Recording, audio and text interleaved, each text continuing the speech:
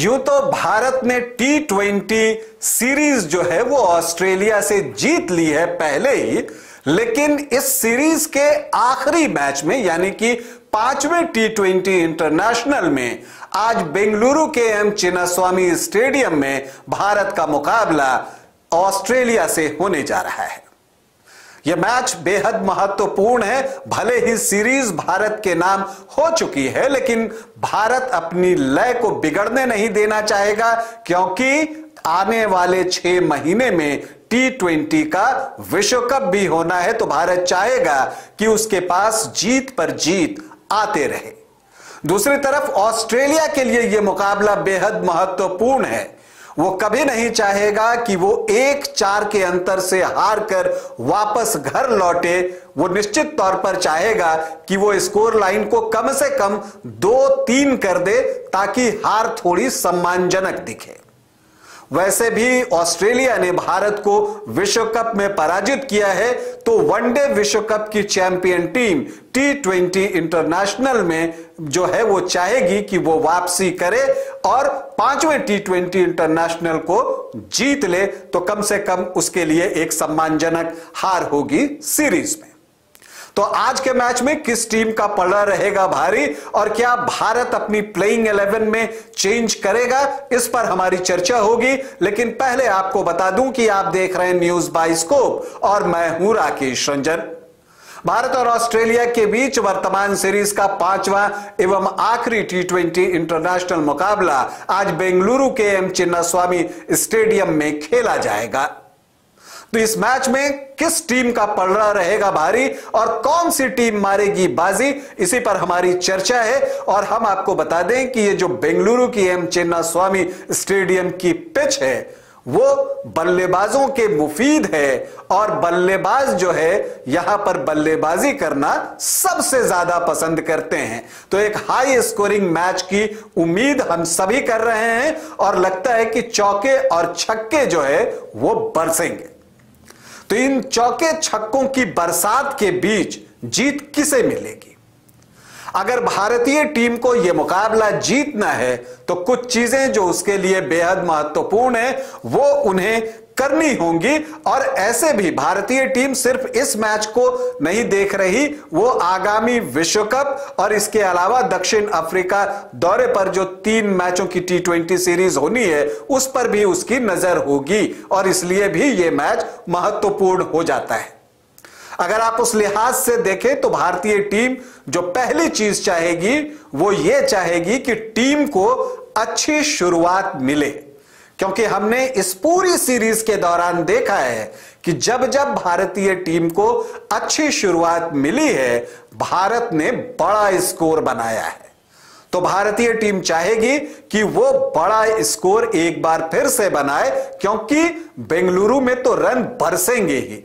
तो आप यहां पर शुरुआत खराब कर ही नहीं सकते, क्योंकि उसका नुकसान आपको उठाना पड़ सकता है। तो यहां पर बड़ी जिम्मेदारी एक बार फिर से यशस्वी जायसवाल और ऋतुराज गायकवाड़ के कंधों पर होगी कि वो अपनी टीम को एक तेज शुरुआत दें, अच्छी शुरुआत दें और बड़ी शुरुआत दें।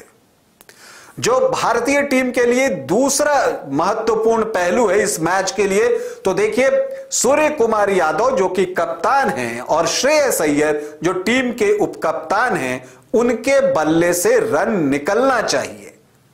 देखिए सूर्य कुमार यादव के लिए जो ये सीरीज रहा है as a batter, as a captain उन्होंने अपना काम बखूबी निभाया है। मैं एज ए बैटर उनकी बात कर रहा हूं, तो वो ये सीरीज जो है उनके लिए मिला जुला रहा है। पहले मैच में उन्होंने 80 रन बनाए थे, फिर जो है उन्होंने 19 रन बनाए, फिर 39 बनाए, और चौथे मैच में वो सिर्फ 1 रन बना सके। तो 2 पारी को आप 80 और 39 को काउंट कर सकते हैं, लेकिन 19 और 1 उनके स्टैंडर्ड के अनुसार से कहीं पर भी नहीं टिकता। जबकि विश्व कप आने वाला है और दक्षिण अफ्रीका का दौरा भी सामने है, और दक्षिण अफ्रीकी दौरे पर सूर्य कुमार यादव ही कप्तान हैं, तो वो चाहेंगे कि उनके बल्ले से 5वें T20 इंटरनेशनल में रन निकले, क्योंकि इससे न सिर्फ उनका कॉन्फिडेंस बढ़ेगा, टीम का भी आत्मविश्वास बढ़ेगा। और जो आपने देखा कि चौथे T20 इंटरनेशनल में अच्छी शुरुआत के बाद जब सूर्य कुमार यादव और श्रेयस अय्यर जल्दी जल्दी आउट हो गए तो टीम पर दबाव आया और टीम जहां 200 का आंकड़ा देख रही थी वो 174 तक ही रुक गई। ये काम आप बेंगलुरु में नहीं कर सकते और इसलिए श्रेयस अय्यर और सूर्य कुमार यादव को आज स्कोर करना होगा। उन्हें जो अपनी जिम्मेदारी है, जो उन पर दायित्व है, उसका निर्वहन करने की जरूरत है। इसके अलावा अगर हम बात करें तो जो 5वां T20 इंटरनेशनल है उसमें आपको रिंकू सिंह की बल्लेबाजी पर एक बार फिर नजर होगी और हम उम्मीद करते हैं कि वो एक बार फिर से फिनिशर की भूमिका में दिखेंगे। रिंकू सिंह इस सीरीज की अब तक की सबसे बड़ी खोज हैं और अपने प्रदर्शन के बूते अब ऐसा लगता है कि उन्होंने आगामी विश्व कप के लिए भी अपना टिकट बुक करा लिया है, क्योंकि मैं आपको बताऊं कि उन्हें दक्षिण अफ्रीकी दौरे पर T20 के साथ साथ वनडे की टीम में भी डाला गया है। मतलब चयनकर्ता उनमें जो है एक फ्यूचर खिलाड़ी देख रहे हैं, फ्यूचर फिनिशर दिख रहे हैं। जितेश शर्मा ने जिस तरह की बल्लेबाजी की और पावर हिटिंग की उससे सभी प्रभावित हुए हैं और 5वें T20 इंटरनेशनल में बेंगलुरु की पिच जहां की रन बनते नहीं बरसते हैं, यहां पर जो है उनसे एक और पावरफुल बैटिंग देखने की उम्मीद सभी लगाकर बैठे हैं कि वो लंबे छक्के लगाएंगे। इसके अलावा युवा तेज गेंदबाजों की यहां परीक्षा होने वाली है। यह आप मानकर चलिए बेंगलुरु की पिच बल्लेबाजों के मुफीद है, तो ऐसे परिस्थिति में जो भारत के गेंदबाज हैं, खास करके तेज गेंदबाज, उनकी परीक्षा होनी ही होनी है। अगर आप चौथा T20 इंटरनेशनल देखेंगे तो मुकेश कुमार तो महंगे साबित हुए ही थे, साथ ही दीपक चाहर भी महंगे साबित हुए थे। हालांकि उन्होंने 2 महत्वपूर्ण विकेट लिए थे, एकमात्र आवेश खान ने अपनी गेंदबाजी से प्रभावित किया था। तो यहां पर जो ये 3 तेज गेंदबाज हैं उनसे बड़ी उम्मीदें हैं और देखना यह है कि बल्लेबाजों के पसंदीदा पिच पर ये 3 भारतीय गेंदबाज गेंदबाजी कैसी करते हैं। इंडियन स्पिनर्स ने अपना काम अब तक बखूबी अंजाम दिया है। हालांकि जो बेंगलुरु की पिच होगी और जो मैदान का आकार है वहां उनके लिए भी आसान नहीं होने वाला है, प्लस ड्यू फैक्टर कितना प्रभावी होता है, ये सारी चीजें जो है मैच के परिणाम को तय करेंगी। लेकिन आपको ये तो मानना पड़ेगा कि भारतीय तेज गेंदबाजों के लिए ये किसी एग्जामिनेशन से कम नहीं होने जा रहा है। तो ये कुछ चीजें हैं जो करके भारत जो है सीरीज को 4-1 से जीत सकता है और इन चीजों को रोककर ऑस्ट्रेलिया सीरीज को 2-3 पर ला सकता है।